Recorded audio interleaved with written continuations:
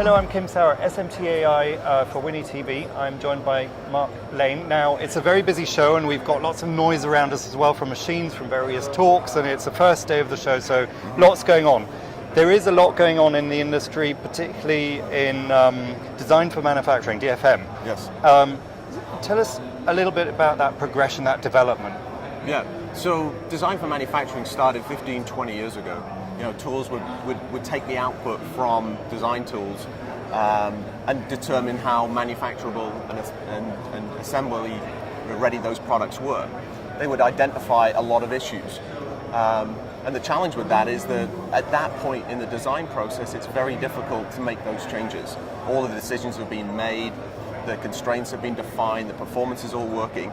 To come back and make a lot of changes is very challenging. So what the industry has been doing is moving more to making those analysis concurrent with the design. So as the layout is evolving, we are identifying those issues at a point where they're much easier to correct them. And then take the next step, move on to the next step of the layout process, make some more analysis, make some corrections, and that way, when what comes out of that design, is already ready for manufacturing and assembly. So essentially, it's been tested along the way as well. Then, very much so. That's ultimately results in time saving and cost saving. Yep. Are you therefore substituting the whole testing process post-design? Is that so what you're doing? On the testing side, this is where things have really held back. From a manufacturability perspective, fabrication, we've made a lot of strides in that time. But an area that sort of lagged has been design for test and testability issues. That traditionally haven't been incorporated into classic DFM methodologies. And what that's happened is that the output, the board itself, has been suboptimal from a test perspective. Now, the industry has overcome that by using more and more functional test, but functional test hasn't got their good diagnostics. We'll test an area of the board, find a problem, and then try and figure out how to fix it. Things like electrical test, ICT, flying probe, boundary scan, have the ability to find those issues and correct them quickly if you know and have designed for those technologies. And that's where DFT is really held behind where DFM has gone.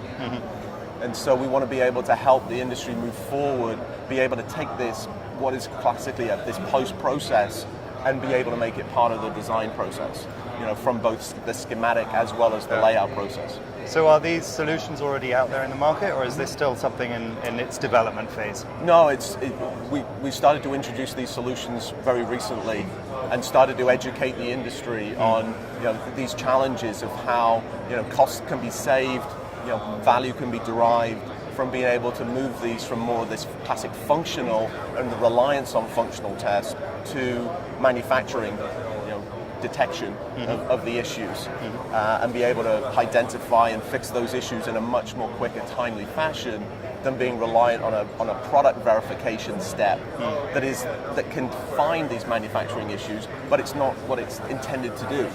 Functional test is there to see that the product is working to its design specification and that it's operating correctly, not that it's being built correctly. And so it's a very inefficient way to do that. But to be able to correct that, we need to take that DFT methodology and replicate what we've been doing from a DFM perspective for 15, 20 years. So a win-win in the end.